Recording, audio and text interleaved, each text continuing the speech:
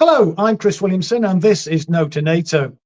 We're going to be discussing NATO's successful regime change operation in Syria this evening with two outstanding guests, Professor Piers Robinson and Richard Medhurst. Piers founded the Working Group on Syria, Propaganda and Media, and is the co-director of the Organisation for Propaganda Studies. Richard was born in Syria, and he's an independent investigative journalist specialising in US politics, international relations and the Middle East. It's no coincidence, that as soon as the ceasefire with Hezbollah was announced last month, the regime change operation in Syria began on several different fronts.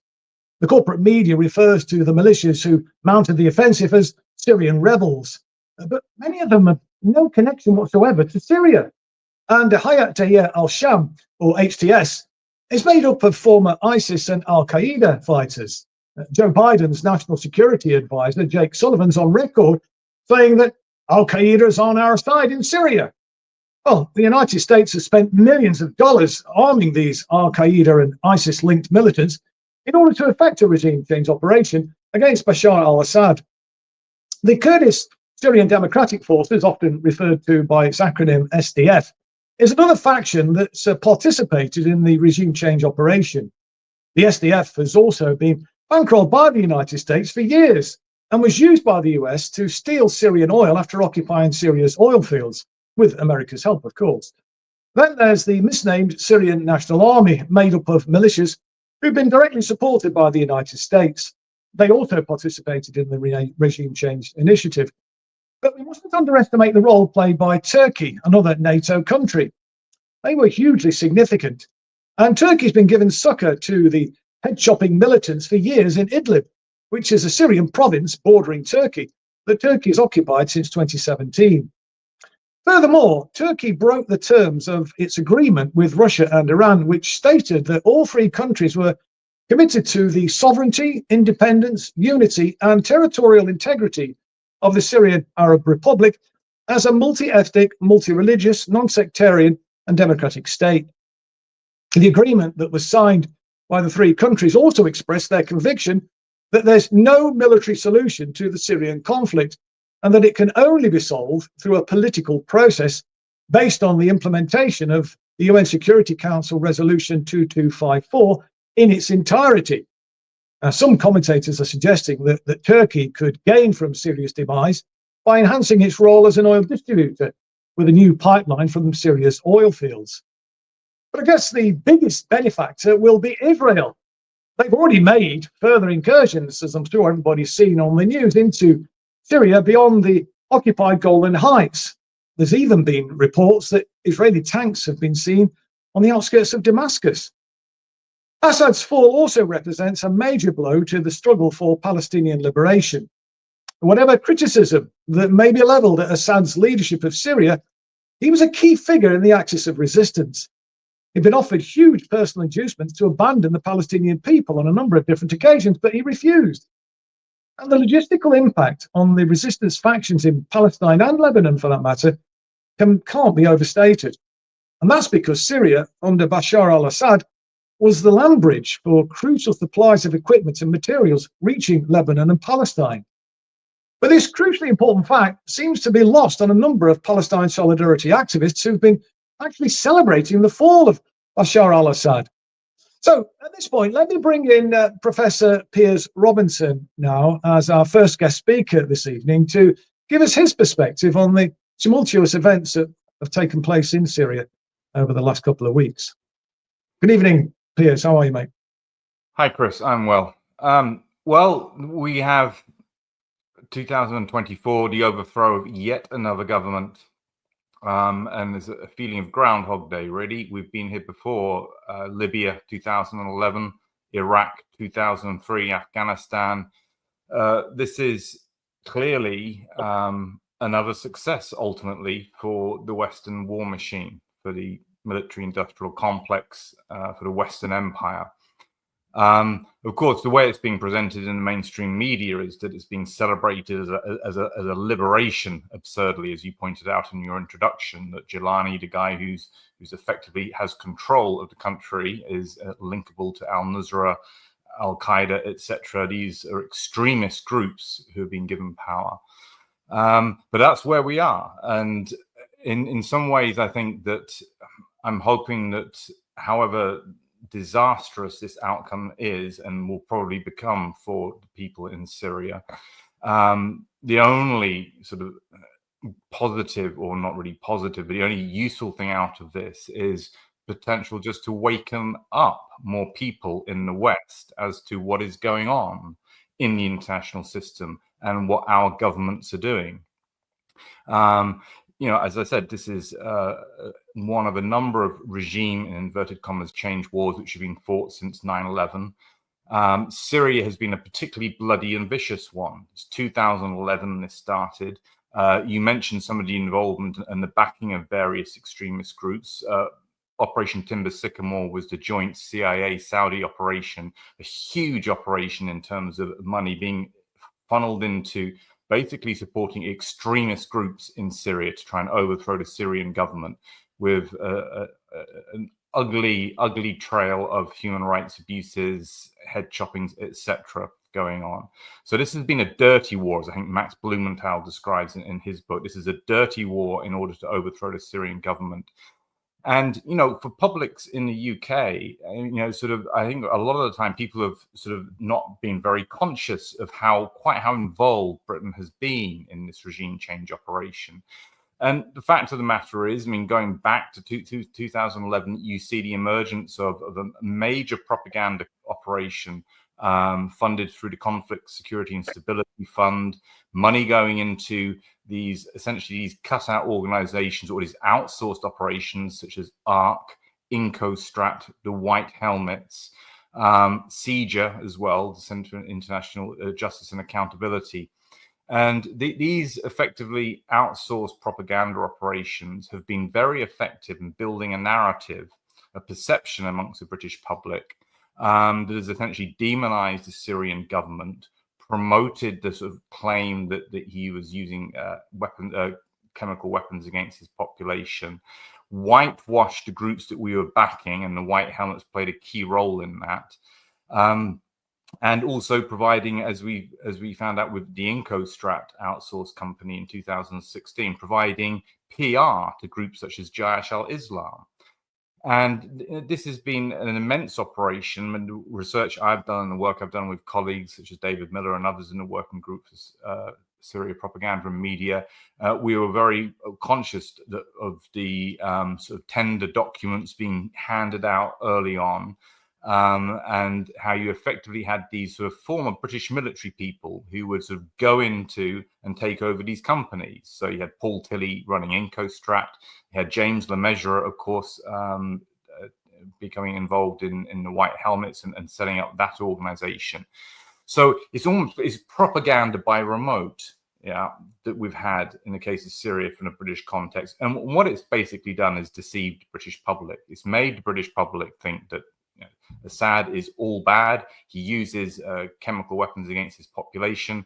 And so that we get to the point where we are now, where the British public can be sold the image of Jelani, an extremist, being handed power in Syria as the country is literally divided between Turkey, Israel, and also obviously the US still have troops in northeast Syria. And it's seen as a good thing. It's seen as a positive thing. And it's a very perverse sort of impression which is being created. But that's what has been achieved through these propaganda campaigns that we've seen. In the final thing I'll say on this is that it should be getting pretty obvious to people by now. You and I have lived through 20 years plus of major conflicts in the international system, and we lived through 2003, Iraq, and we've lived through Libya. We've seen all the destruction. We've seen all of the mainstream media celebrating when these governments fall, and then we've seen the disastrous aftermath, and then we've seen the outcome of, for example, the weapons of mass destruction search in Iraq. Well, there weren't any because it was a deception. And so I think all of that is, at least in that there's a possibility for people to become aware of what's going on. This is a war machine. It's a war machine which started with 9/11. And, for anyone who takes the time to look carefully at 9/11, they'll understand fairly quickly that the official story on 9/11 is false. It's untrue. and then the allegation of Al-Qaeda attacking us. And well, here we are now in 2024, and we're giving Al-Qaeda effectively control of Syria. That should get people to think a little bit more carefully. So I think, the deception and the propaganda and the reality of what we've seen, and the horrendous destructiveness across all of these countries, I forgot to mention Afghanistan.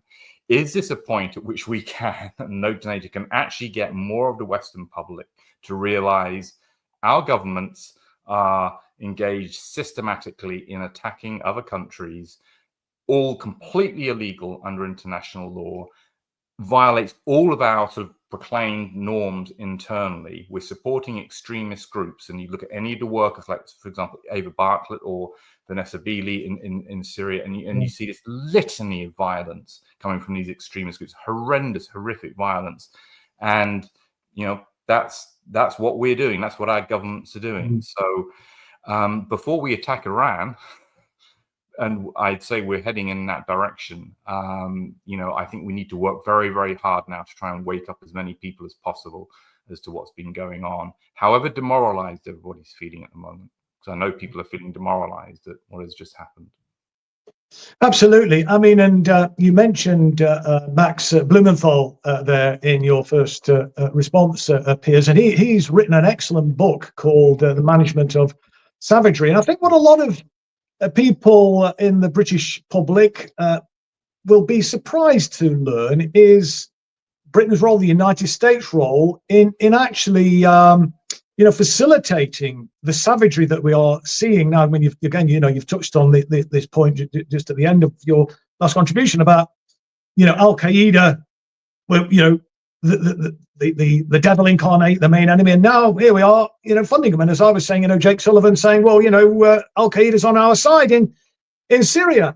Just say a word or two, Willie, because I know you obviously part of your thing is you kind of study sort of propaganda. Just tell us really about this management of savagery. And you might want to I think you mentioned the white helmets. I mean, the fact that they're actually funded by the British government. I think they had £2 million. I think they just had another £300,000 from the British government very, very recently. Just say a little bit more, will you, if you could, Piers, about this whole, as I've said, management of savagery and the role that the British government has actually played in what's happening here in Syria now. Well, essentially, I mean, of course, any kind of student of history will know that British foreign policy has been involved in groups such as the Muslim Brotherhood and has historically supported extremist groups, and so has the United States. Extremist groups are useful proxies for our foreign policy objectives because they're brutal and cruel, and they're able to get the job done. And and we've seen this on steroids in the case of the Syrian conflict. So the fact is, we back these extremist groups, we arm them, etc. And then, of course, it becomes essential to sell this to Western publics, because Western publics, and our liberal friends in the liberal bubbles and the people who read The Guardian, watch the BBC, they think, well, we're not people who do that kind of thing. We are on the side of right and democracy and tolerance, etc. So you've got to sell this, you've got to package these extremists to your publics, and you do that through propaganda. You do that, for example, through organizations such as the White Helmets, which you had set up in order to essentially give a very sort of particular interpretation of what was going on in the conflict. And of course, as you know from my own work, we know full well that the White Helmets have been very closely involved in the supplying of information regarding alleged chemical weapons attacks, and that being fed up into the Organization for the Prohibition of Chemical Weapons, and that has been manipulated information. And of course, in the work I've done a lot on the alleged Duma attack, where OPCW scientists themselves came out and effectively blew the whistle on the manipulation of that investigation to point the finger at the Syrian government. White Helmets were heavily involved in that. So you have these groups which are sort of involved in a combined sort of sugarcoating the opposition groups and trying to gloss over the fact that these are extremist groups. White Helmets groups there just to save people's lives. And then they're involved in also feeding up and constructing this wider narrative that the Syrian government is a user of prohibited weapons and so on. And this is all absolutely essential because, I mean, this is a point that some realists make about foreign policy, that Western liberal democracies, when they engage in their foreign policy and they're doing the ugly things which their foreign policy communities think needs to be done, are fully aware that the publics will not accept this. So they have to be lied to, or they have to be propagandized into consenting, their consent manufactured to support the policy. And it's an essential part of it, of basically maintaining these wars. It's a deception. I would add to the point you were making, and I think, you know, as much as we're focused on Syria at the moment, you know, propaganda also involves misdirection. And at the moment, I get the sense that, you know, obviously there's a geostrategic reality and shifting in the distribution of power in the Middle East because of what we're seeing going on at the moment. But at the same time, it's very advantageous to Israel and it's very advantageous to the West for the attention to be pulled off what's happening in Gaza and in Lebanon. Yes. We have, this is the other extraordinary thing, and this goes back to this point about trying to wake people up. We know we're 23 years into the global war on terror post 9/11, etc., and we're having a genocide. We have a demonstrable genocide against the Palestinians being conducted, and I think sort of, you know, the glee with which the chattering classes and the mainstream media are pushing the attention onto Syria, you know, pumping out the propaganda as hard as they can to whitewash Jelani and so on. This is useful because it pulls people's attention away from the ongoing genocide. And, you know, could you or I have ever imagined we'd be at this point in 2024? Perhaps we saw it coming. I think I remember when I was teaching at Manchester University and I was sort of tentatively going through the UN maps on the occupied territory saying, this looks like a land grab. Look, all this territory is going over time and so on. But did we ever think it would get to this point where we see the level of destruction that we do in Gaza? So there's this is one of the problems we face with educating the public is that there's the propaganda, there's all the propaganda surrounding Syria, but also, you know, these are powerful actors we're up against. They have huge resources, and, you know, some of their calculations on this are right. Let's get people focusing in on Syria. And I suspect, and I'm speculating here, but I suspect, you know, from the point of view of Western foreign policy objectives or the politics of the empire, quite happy to see extremism and chaos starting to emerge in Syria and keep the attention off what's going on in Gaza. That's strategically very, very useful, as well as the kind of the general weakening, the collapse of the Syrian state into sort of a warlordism. This is, you know, something which I would not be surprised if that was desired in the Western power centers, because this is the playbook, right? You break a state and then you dismantle it. And, you know, if it's broken up and you've got groups fighting, then it's easier to control. You see it in the DRC in that conflict over the last 20 years. And there's many other examples of that. So the kind of sort of scorched earth cause chaos is functional and useful to Western governments. And, you know, without going on too long, of course, this in a way was always the objective, right? If you go back to the Project for New American Century in the 90s, breaking the big states in the Middle East, breaking Iraq, breaking Syria, Iran was always last on the list. And, you know, that's where we're at, unfortunately. Indeed. And just another word on propaganda, if I may, Piers. I mean, the propaganda is very insidious, isn't it? It's not just simply the you know, the corporate media outlets that are engaged in this propaganda exercise. You know, it's kind of Hollywood. It's the whole arts sector as well, isn't it? Just say a little bit about that, because I think that doesn't it, in my opinion, help to shape opinion. You know, perhaps in a more subtle way, but it's very powerful as well, isn't it?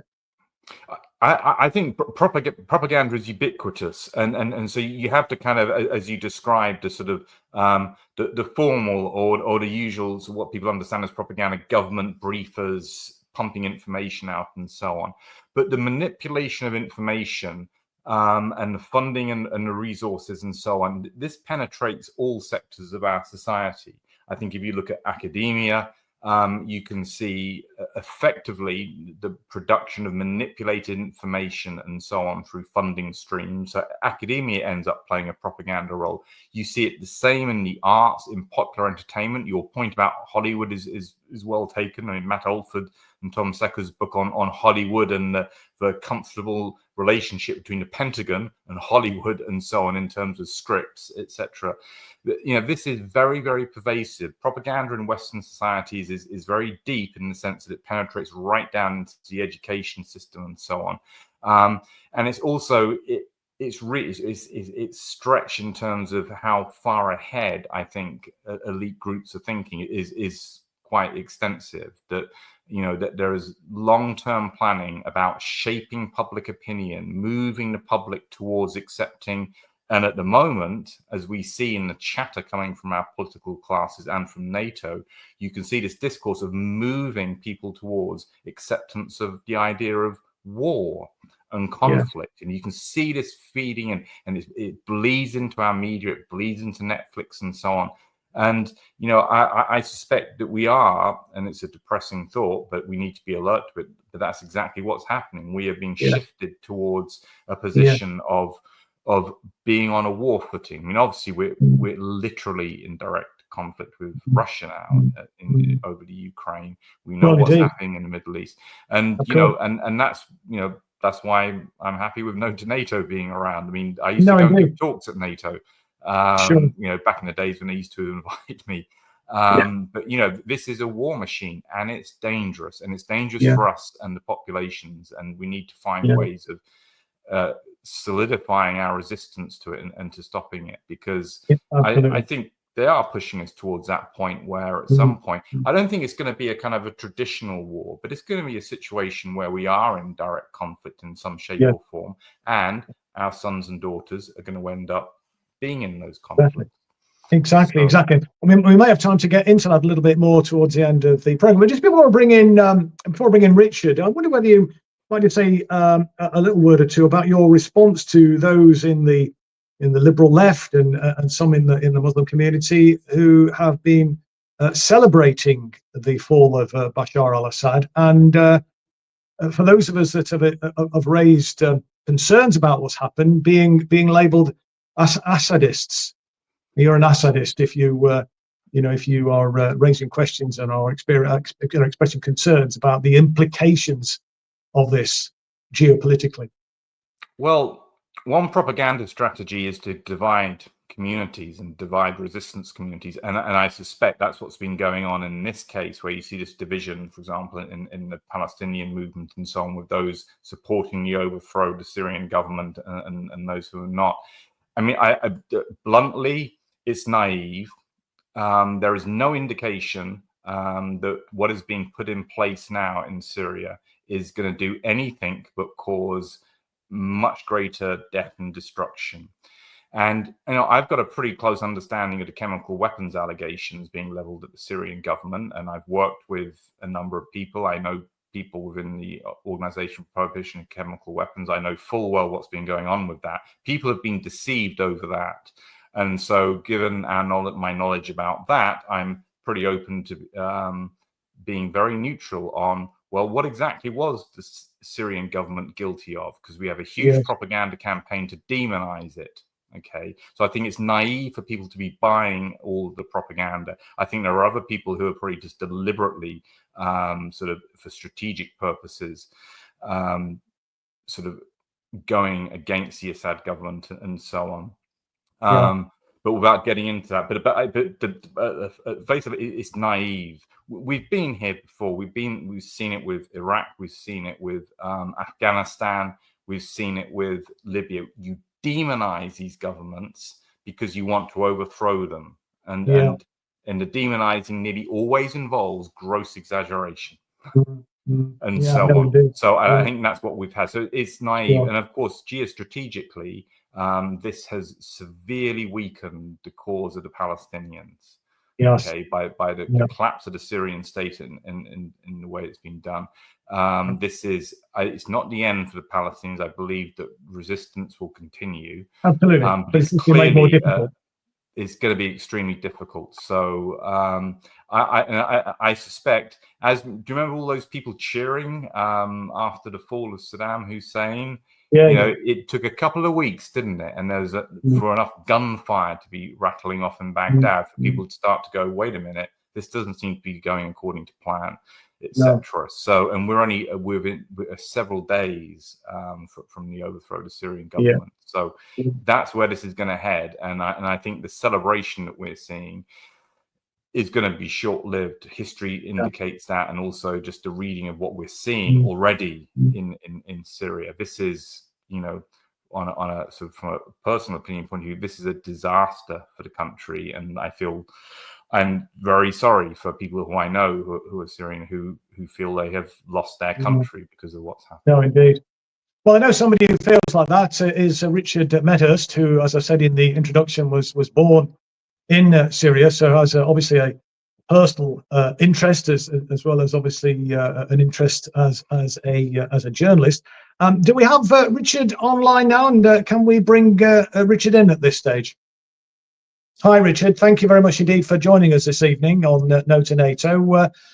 The floor is yours. Give us your perspective, Richard, on what's happening and how you see the future unfolding.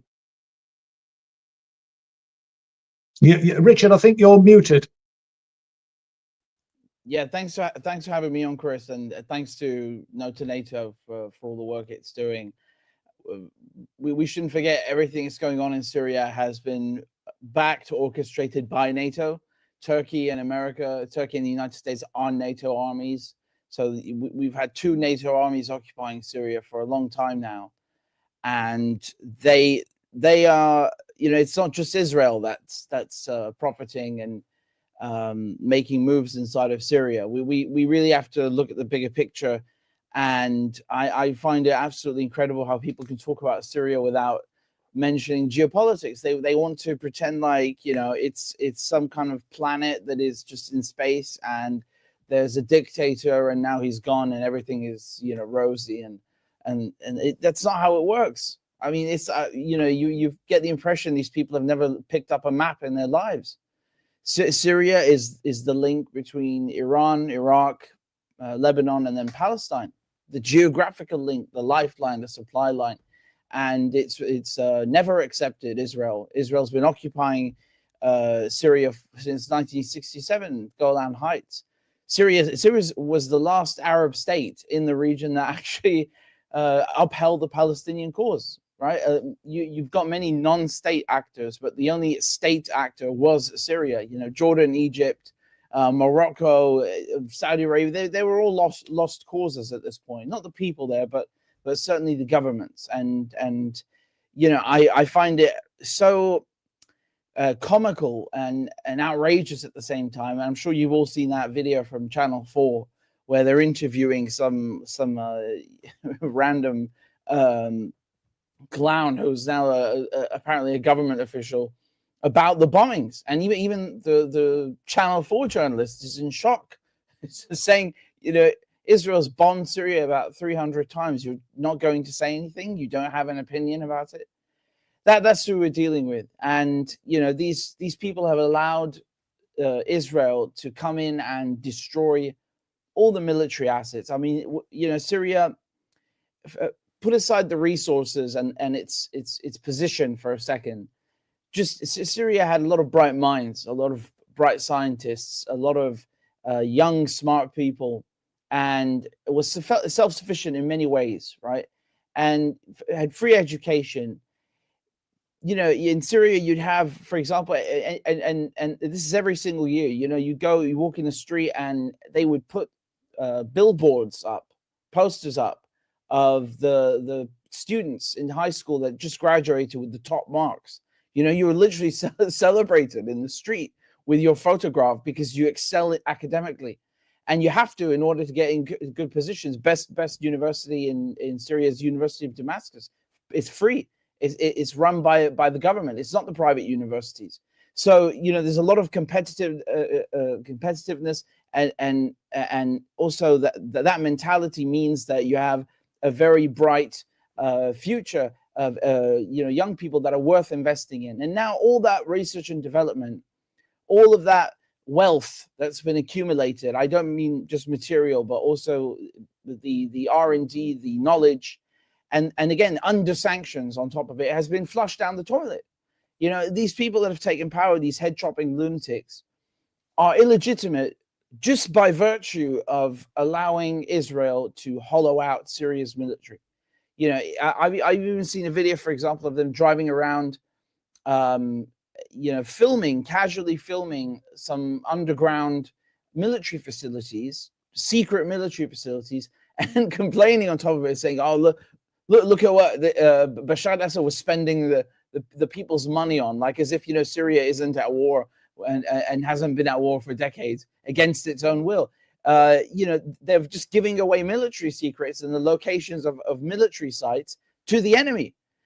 Again, Bashar al-Assad is gone. So, you know, these people that are so power hungry that they've plunged the country 50 years backwards, finally got power. And what do when Israel is attacking? They do absolutely nothing. And that is treason. By definition, it's treason. So, you know, we're talking about the Navy. The Navy's been absolutely eviscerated in Ladir, in Latakia. You look at the Air Force, this fleet of MiGs, you know, Syria didn't have the latest planes in the world, fighter jets in the world, but it's always been backed by the Soviet Union and by the Russians. It had a lot of good hardware, and what it couldn't buy, it would produce locally. That's all been destroyed.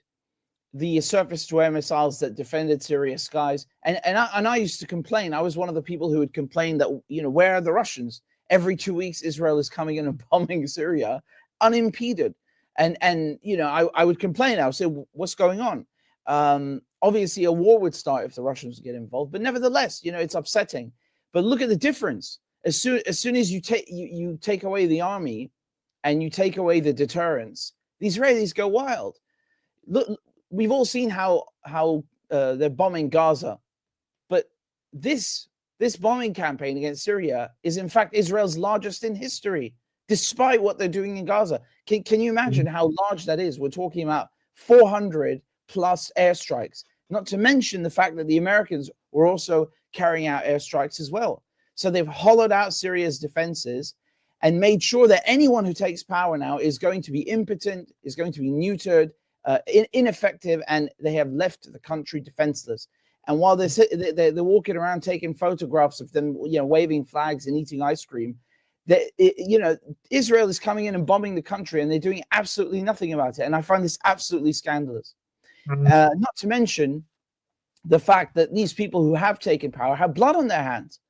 You can't sit there and tell me Jolani doesn't have blood on his hands when, you know, we're talking about someone who used to decapitate people. He was not just in Al-Qaeda, he was also in ISIS. So if Bashar al-Assad's a butcher, you get rid of a butcher and then put in another butcher. I'm really struggling to understand how this is an upgrade for Syria in any capacity, not to mention the fact that these people were backed by foreign governments. You know, when you have to spend $1 billion to overthrow a foreign president, and you've got Turkey, Qatar, Saudi Arabia, Britain, America, all these countries coming in, how can you call that revolution? It's regime change, isn't it? Absolutely. Richard, just say a word or two, will you, as well, about you know, why the United States so interested in Syria? What are they going to gain from this? And indeed, if you could say a word or two, what Turkey's playing at here? I mean, what do they stand to gain? I was saying in the introduction that some commentators have talked about them seeing themselves as a big player in terms of oil distribution and benefiting from a new pipeline from Syria's oil fields and so on. Is that what's driving Turkey's role, or are there other factors going on? Just say a word or two about those two things, really. You know, what the states are playing out and what Turkey's playing out, and why they've done what they've done. Well, it goes without saying their main objective was to destroy the axis of resistance and remove Syria as that central link that connects Iraq, Iraq to Lebanon and Palestine. So that was the number one objective, right? And that serves Israel, and that serves the United States first and foremost. And of course, I mean, Erdogan, he pretends to care about Palestine, but all he does is talk, right? It's nothing but hot air. What has he done? He's done nothing but deliver oil to the Israelis from Azerbaijan so they can continue bombing Gaza. So, the fuel that's put in those jets and tanks is coming from Baku. Now, what Turkey wants, even though it's also a NATO country, just like, NATO member state, just like the US, even though they both wanted to get rid of Bashar al-Assad, they have slightly different, or very, very slightly different agendas inside of Syria.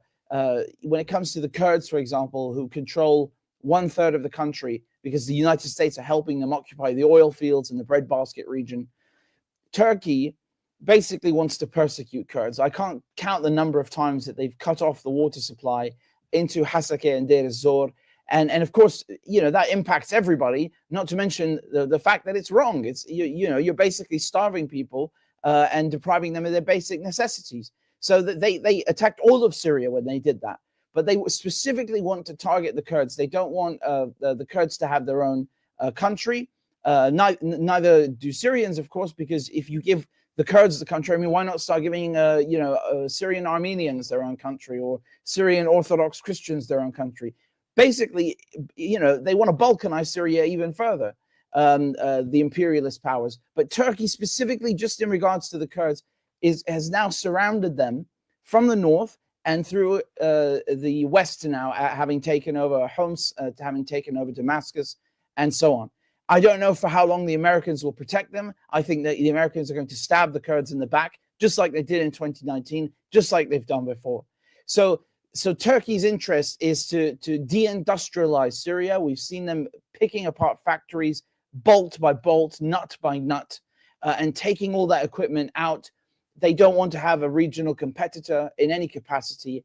Erdogan is Muslim Brotherhood. He wants to expand this delusional idea of the rise of the Ottoman Empire and him being some kind of sultan.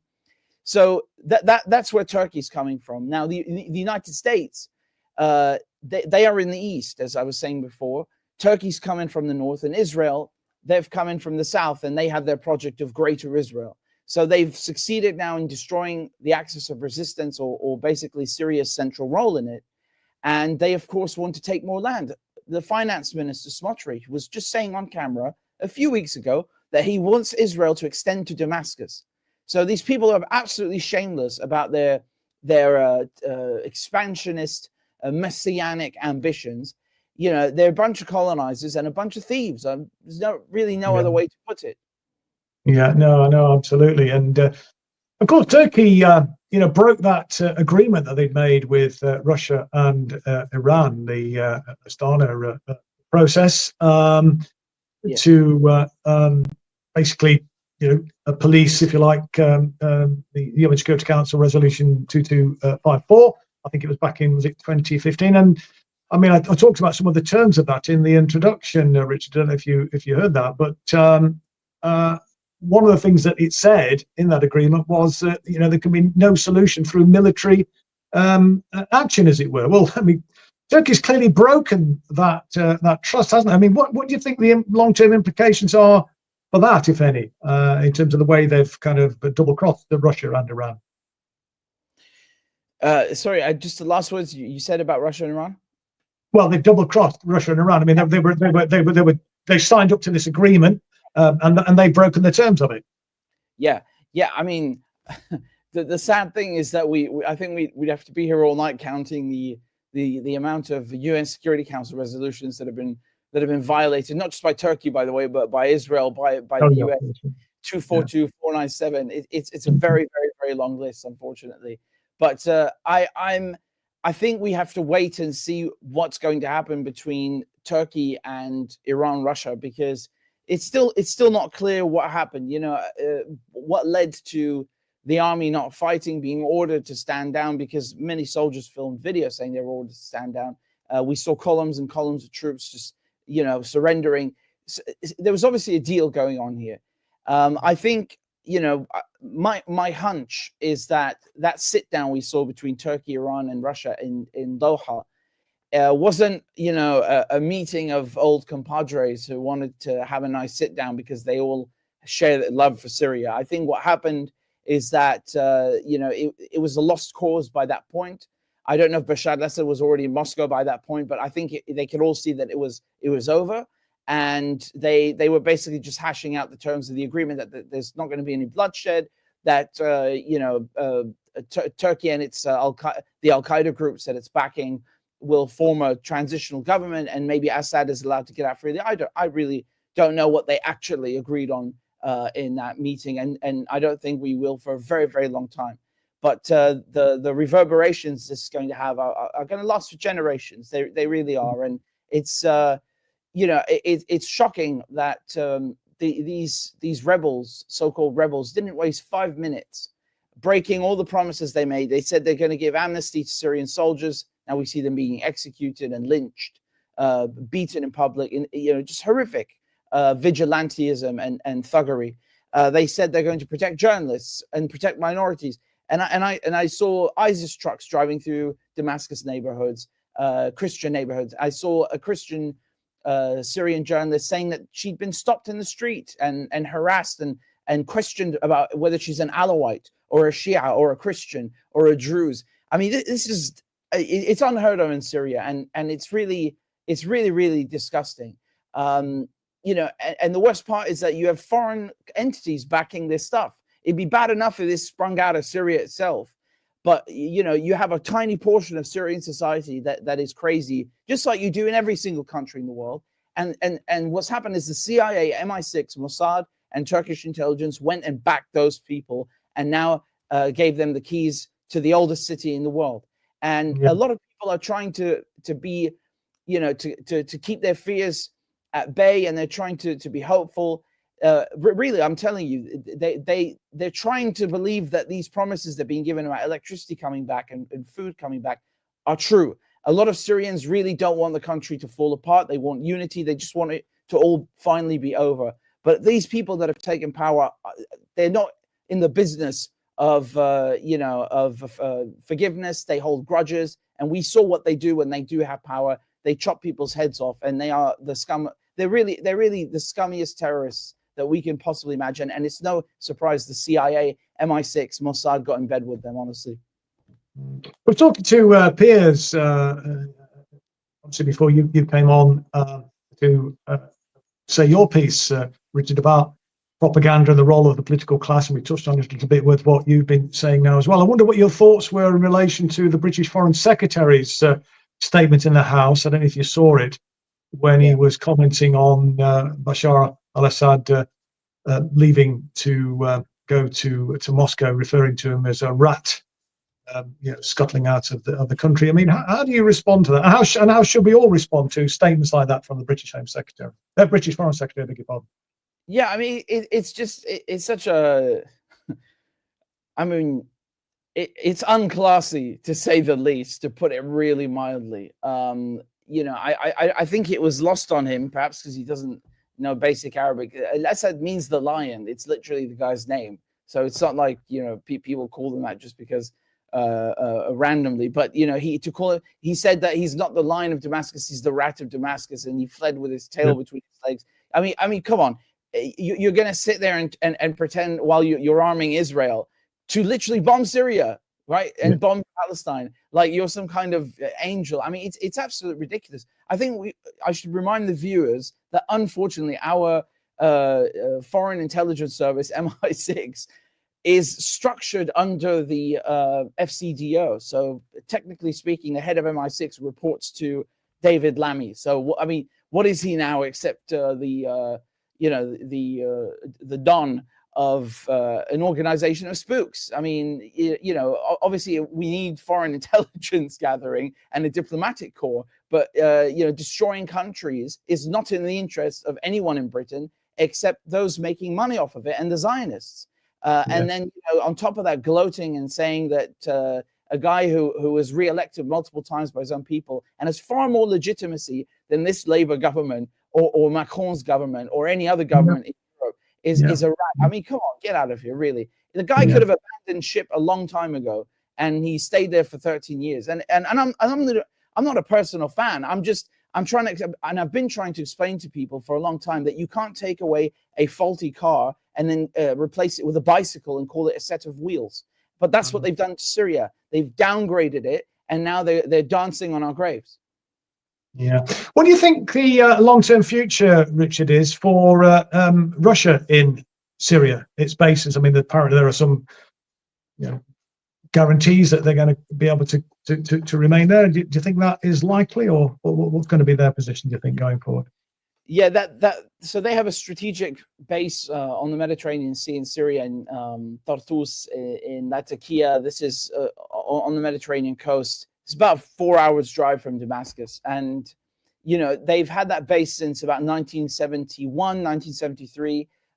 It's been leased to them for several decades. And by the looks of it, despite Russian ships leaving and a lot of personnel being evacuated, by the looks of it, they're going to keep that base.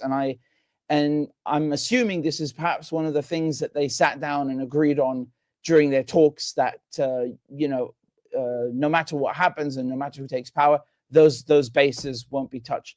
I'm not necessarily saying that means Russia sold Bashar al-Assad out. I mean, that doesn't even make sense because they already had the base, right? So they didn't get anything new. But as a matter of fact, those people who are complaining about Russia trying to expand its sphere of influence inside of Syria and the Middle East, that base was crumbling. It was a shambles around 2011. But because of the war, this dirty war on Syria, it ended up being renovated, upgraded, renewed. It's state of the art now, actually. That's the irony of what the West and its allies did inside of Syria. They actually, in one way, kind of invited or forced Russia in the end to come in and upgrade its presence in Syria. And we should all remember that Russia kind of had to be not begged, but convinced by Iran and Syria to join after they were unwilling to get involved. And Russia's future, I don't think they were going to have much of a role inside of Syria. They're busy with Ukraine, and we shouldn't forget that what's going on in Syria right now is an extension of this war in Ukraine and the genocide in Gaza. It links everything together, and they thought, okay, well, if we go from the side, we flank them, we can wear them down, distract them, and look at what they've done. They've distracted us even from talking about Gaza. Yeah, you know what I mean? So it has served their purpose, the imperialist purpose to a certain degree, and NATO's goals to a large degree. And I think it doesn't mean that all is necessarily lost, but it goes to show you that Iran, Russia, Syria, they were putting up quite a fight. And I really want people to understand that what just happened is not a revolution. Again, when you have dozens of foreign actors working around the clock to get rid of your government, that's regime change. It's not a grassroots homegrown revolution.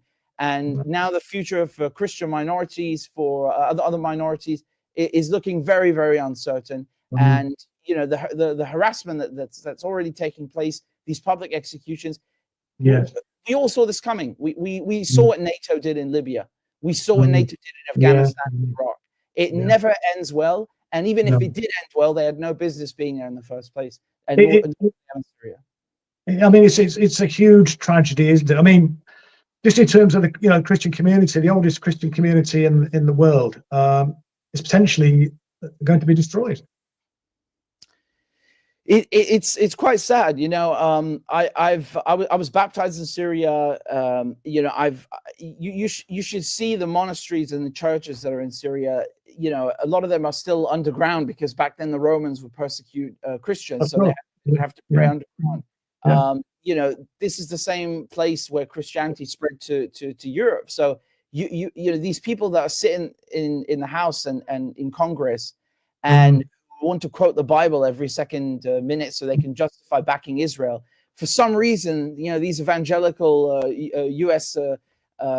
Congress people, they don't seem to mind butchering Christians in Syria and butchering Christians in Iraq. And I'll just remind viewers that after we invaded Iraq with the Americans in 2003, 80% of the Christian population in Iraq disappeared because we allowed people like Jolani, and he was in Iraq, to come to power, to butcher minorities, to persecute Christians. And that is a tragedy. We're not talking about some people who happen to be Christian inside of Muslim countries. These are the original Christians. They're the descendants of the first converts. And that's the same thing in Syria. You've even got places like Ma'lula where they speak Aramaic. They still speak the same language that Jesus spoke. So for people who claim to love the Bible and who claim to be religious, they sure love this, killing Christians and Christian communities. Indeed, and Christians being killed in Palestine as well, of course. But someone else who's benefited hugely from this is Benjamin Netanyahu personally, isn't it? I mean, hasn't his position now been consolidated? I mean, I know he's in some difficulty with a court case for corruption looming over his head, but I mean, he's unassailable now, isn't he? I mean, I can't see this going any other way. I'm sure that most Israelis are looking at this and they're very, very happy. They're very happy that Syria is now basically under Zionist control, that it's not able to defend itself, and the fact that they already had the Golan Heights in '67, but now they've taken even more of it. I mean, you've got Israeli tanks at 19 kilometers from Damascus. That is the legacy of this revolution. Yes. Anyone involved with that should hang their heads in bloody shame. How can you allow any foreign army, never mind Israel, that's been starving you, that's been bombing you, that has done everything in its power to help Al-Qaeda inside of Syria, to ravage the country, to invade? And it's not just that, Chris. They've taken over Mount Haramon. This is basically the highest peak in Syria. And it's not just because we like geology here. The point is that it's in the Golan Heights, and it's a strategic vantage point that overlooks Lebanon and Israeli troop positions, and of course has a lot of water. People forget that the Golan Heights have oil, gas, water, and the Israelis, you saw them, Chris, they're on Twitter openly celebrating that they're going to build ski resorts. Enough of them. It's so disgusting. But if we say anything, apparently that makes us anti-Semitic, and we're violating their rights. Crazy, well, we have to resist that absolute nonsense, don't we? But just before I bring Piers back in for any concluding remarks and any comments you might want to make about what you've been saying, this looks to me like the Greater Israel project writ large, isn't it? Is this well, just say a bit about that, Richard. Exactly. This is what it's all about, and so that's what Smotrich was referring to when he said he wants to expand it to Damascus, and they won't stop there. And all people who stand idly by are gonna, they're gonna have a rude awakening, unfortunately, when they find that Israeli troops are in Iraq and in Saudi Arabia and back in Egypt. This is not going to stop. And even if you look at their map of Greater Israel, it leaves out everything that's east of the Euphrates, which is what the Americans and Kurds occupy, which is kind of ironic because if you think about it, the United States occupying that region means that it really is included now, isn't it? So it's in some parts it's gone even beyond what they were dreaming of. Israeli soldiers walk around in Gaza and now inside of Syria with patches of Greater Israel on their shoulders, on their arms, and they make no effort to hide what their intentions are. Absolutely. Expect that it's a colony founded on land grabs, and what they're doing in Syria is another land grab in addition to a tactical, if not a strategic, victory. Yes, indeed. Something that should really concentrate the minds of those who, in the Muslim community and in the kind of liberal left who, have been celebrating the events over the last few days and the downfall of Bashar al-Assad. But let me bring Piers back on for the last 5 or 6 minutes as well, and perhaps keep Richard on screen as well if we can. Is any thoughts on Richard's contribution this evening? Anything you would like to add to what Richard's been saying? Well, I agree extensively with what Richard's saying, and I feel very sorry for you and for what's happened to your country, effectively. I mean, it's interesting listening to this conversation we were having about propaganda before. Is testimony to the power of all the propaganda that there's been on Western audiences, that we're all sitting there feeling that we need to challenge this idea that is being pumped out, that we're liberating this country. We're not. This is a regime change, in inverted commas, operation. Same as Iraq, same as Afghanistan, same as Libya. It's happened again and again. These are very deliberate wars initiated, fueled in order to pursue Western interests. We've known this for anyone who looks at the the PNAC documents, looks at the Chilcot inquiry, listens to Wesley Clark talking about 7 countries in 5 years. This is Western power politics. It's nothing about liberation. It's nothing about saving people. It's about destroying countries to serve our interests. It highlights I think the depravity of Western foreign policy. But we're battling against this propaganda, so we feel we need to we feel a bit cautious sometimes about saying that. No, these are just wars. They're illegal. Our political classes should be put on trial for what's been done over the last 20 years. The other point, I mean, you were trying to think about sort of the question of what was Russia's motivation in all of this. I mean, I keep on coming back to this kind of sense that this is geopolitics we have going on at the moment. We have big shifts in the international system. The Western Empire clearly isn't dead yet, but but there's shifts in the distribution of power globally, and there's and foreign policy elites see these things as chessboards. Okay, so you could conceive of Russia doing a deal over the Ukraine and Syria. You could also see this in terms of spheres of influence starting to emerge, as we had during the Cold War, right? And you had conflict often at the margins of those spheres and so on. But you have that kind of tectonic shift in the geopolitical structure, and you have these conflicts, and maybe this is and with Israel there pushing and taking it's going for the Greater Israel Project and so on. Russia pulling back, maybe drawing a line at Iran, and then seeing if things are going to settle there for a period of time. And I suspect we might be seeing that.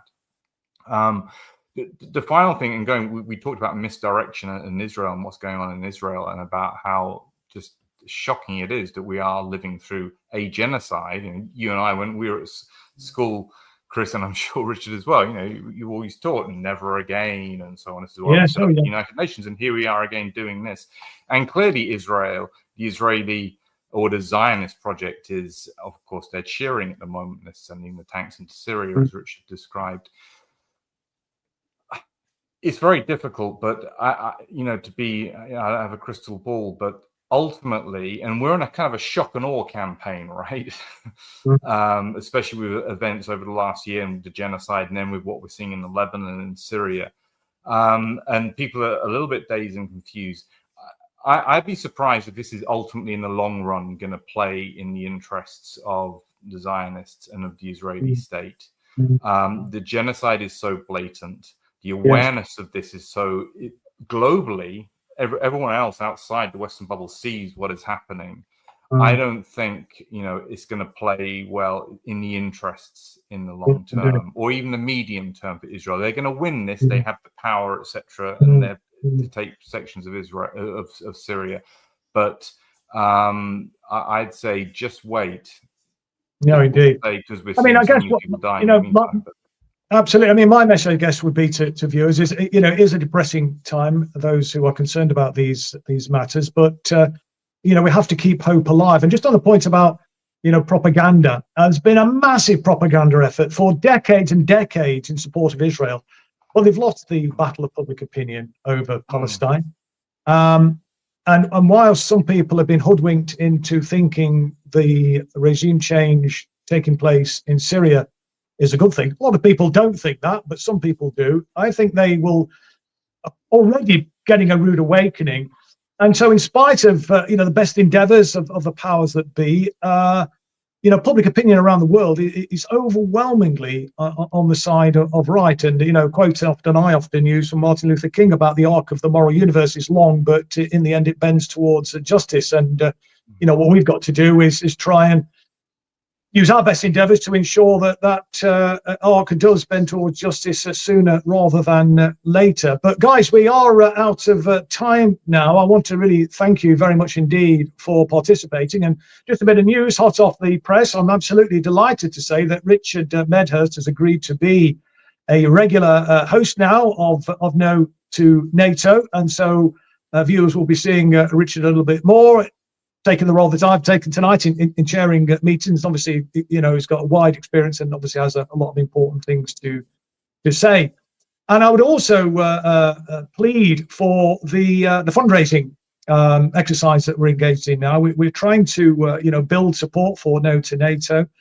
We've got a financial appeal going now. We're trying to raise funds to be able to appoint a full-time organizer for No2Nato. It's absolutely crucial, I think, that we have those resources, that strength in depth, really, to build this movement, because it is crucially important. We are hurtling towards World War III. We've seen, obviously, we've been speaking about what's happening in Syria tonight, but obviously what's happening over in Ukraine and indeed around the world. The growth of NATO is a threat to international peace and order, and I think more that we can alert people to that fact and raise consciousness and raise awareness, that will hopefully enable us to in the end win the day, because in these countries that allegedly have democracies, we can get people like candidates for the Workers' Party, who are anti-imperialist candidates and do want to bring about peace and justice in the world, and not just continually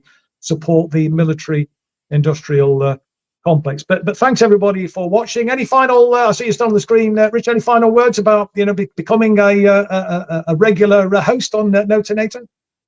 Well, I think it's about time, and I'm more than happy to help. And just like you said, we can see what NATO has been doing for the last couple of years and what it's doing right now in Ukraine, in Syria, and the direction that we're headed in. And we need to build this movement and make it larger. I mean, again, we're not in the Cold War anymore. There's no need for NATO. The Warsaw Pact is gone. NATO's an offensive alliance.